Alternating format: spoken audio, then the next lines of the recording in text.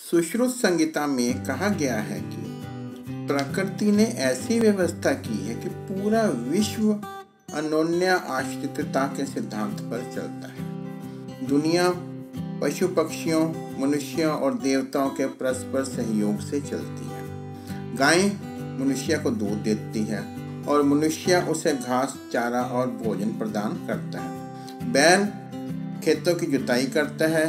भगवान वर्षा कर जानवरों, पक्षियों और मनुष्यों का पालन पोषण करते हैं। इसी तरह अन्य ऋतुएं एक निश्चित क्रम में आती हैं। वर्षा से जगत का पोषण होता है।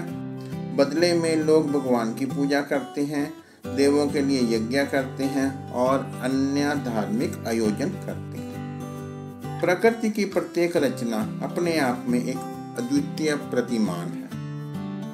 पक्षियों के घोंसले का निश्चित स्वरूप, मकड़ी के जाले का एक निश्चित प्रतिरूप प्रकृति की वास्तुकला का एक आदर्श उदाहरण है। पृथ्वी की नियमित गति, चंद्रमा के आकार में लगातार परिवर्तन माँ प्रकृति के अनुशासन के उदाहरण है। इसके अतिरिक्त एक विशेष क्रम में ऋतुओं का परिवर्तन होना उसी को दर्शाता है। जब भी भूकंप आता है, गाय उससे पहले बेचैन होने लगती हैं। वर्षा आने से पहले चींटियां कुछ खाद्य पदार्थों को ले जाने के लिए एक पंक्ति में दिखाई देती हैं। एक शीत ग्रह के पक्षी भी सूर्य की गर्मी की शरण पाने के लिए दूसरे देशों तक पहुंचने के लिए एक लंबी दूरी तय करते हैं। कोई भी व्यक्ति सूर्य और पृथ्वी की स्थिति से प्रभावित हुए बिना नहीं रह सकता। सूअर का शरीर मोटा है।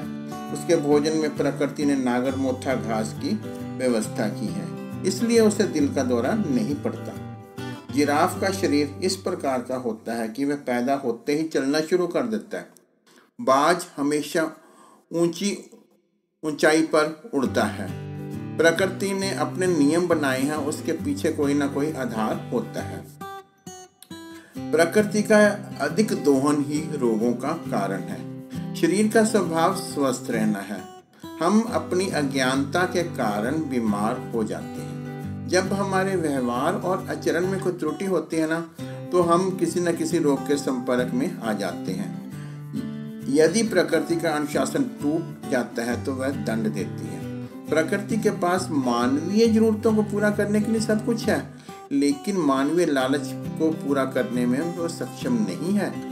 पंजाब में बठिंडा कैंसर रोगियों की उपजाऊ भूमि बन गई है। एक ट्रेन रात में बठिंडा से निकलती है और 324 किलोमीटर की यात्रा कर सुबह बीकानेर पहुंचती है।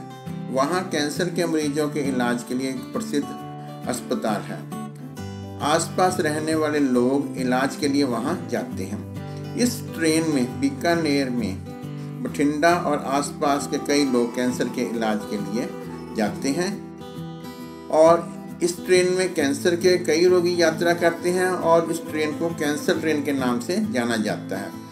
इस क्षेत्र में अधिक कैंसर रोगियों के होने का कारण, जैसा कि ज्ञात है, रासायनिक उर्वरक और कीटनाशकों का उपयोग है। इसी कारण इस क्षेत्र में यह बीमारी बहुत अधिक हो रही है। जो पहले से ही भूमि फर्टाइल है, उपजाऊ है, उसको और उपजाऊ बनाने के लिए हम फर्टिलाइजर का प्रयोग कर रहे हैं। वस्तुतः हम प्रकृति को पछाड़ने का एक प्रयास कर रहे हैं और इसके बदले में प्रकृति ने हमें क्या दिया? एक कैंसर जैसी खतरनाक बीमारी दी। ये कैसे संभव हो सकता है कि कीटनाशक केवल कीड़ों के लिए विषाक्त पदार्थों का काम करते और मनुष्य पर कोई हानिकारक प्रभाव नहीं करते? आयुर्वेद को समझने के लिए प्रकृति को समझना आवश्यक है। हमें अपने आसपास की प्रकृति को समझना बेहतर है। क्या आपने कभी देर रात तक पक्षियों को जागते देखा है? वे सुबह सूर्योदय से पहले उठते हैं। उनकी आवश्यकताएं भी सीमित हैं। पशु भी गर्मियों में सादा पानी पीकर अपनी प्यास बुझाते हैं। वे पीने के लिए फ्रिज के पानी का प्रयोग नहीं करते। अपनी भूख को संतुष्ट करने के लिए उन्हें सादे भोजन की आवश्यकता होती है। वे अपने बच्चों की देखभाल, संरक्षण खुद करते हैं। उन्हें किसी आया की जरूरत नहीं पड़ती। वे ताज़ा खाना खाते हैं। फास्ट फूड उनके जीवन का हिस्सा नहीं है, इसलिए वो स्वस्थ रहते हैं। हमारे शरीर को जीवित रहने के लिए भोजन की आवश्यकता होती है। भोजन करते समय हमें 32 दांतों का उपयोग करना चाहिए। जो व्यक्ति भोजन करते समय अपने दांतों का सही उपयोग नहीं करता है, उसका भोजन अच्छी तरह से नहीं पचता। यह कई बीमारियों को जन्म देता है। रात सोने के लिए है। जो लोग रात में नहीं सोते हैं और सुबह जल्दी नहीं उठते हैं, उनका स्वास्थ्य प्रभावित होता है। हम प्रकृति का एक हिस्सा हैं और हम उसके खिलाफ नहीं जा सकते। प्रकृति हमेशा अपना एक संतुलन बनाकर रखती है। यदि कोई व्यक्ति ऐशो आराम की जिंदगी जीता है, भोजन अधिक खाता है, शारीरिक गतिविधियों से बचता है, तो फिर उसे मधुमेह का रोगी बनना पड़ता है। तब उसका इलाज तभी संभव होगा जब वह आरामदायक जीवन शैली को त्याग कर परिश्रम करेगा। उसे पौष्टिक भोजन के बजाय रूखे सूखे और साधारण भोजन पर निर्भर होना पड़ेगा। इसका अर्थ है कि बीमारी से पहले और बीमारी के बाद भोजन के औसत गुण बराबर हो जाते हैं। उसी तरह जो लोग आमतौर पर बर्फ वाला पानी पीते हैं, अगर वे अपनी आदत नहीं बदलते हैं और फिर जोड़ों के दर्द और श्वास रोग का शिकार हो जाते हैं, उसे रोग से मुक्त होने के लिए ठंडा पानी पीना भूलकर गर्म पानी पीना पड़ता है। आयुर्वेद ने ब्रह्मांड और मनुष्य की समानता को स्पष्ट किया है, अर्थात संसार और मनुष्य के बीच में समानता है। जिस तरह दुनिया प्रजापति के नियंत्रण में रहती है, उसी तरह मनुष्य अपने मन की शक्ति में रहता है। इंद्र की तुलना मानव के अहंकार के साथ की है। मनुष्य की प्राप्त करने की क्षमता सूर्य के बराबर है। रुद्र रोष का प्रतीक है, जबकि चंद्रमा खुशी का प्रतीक है।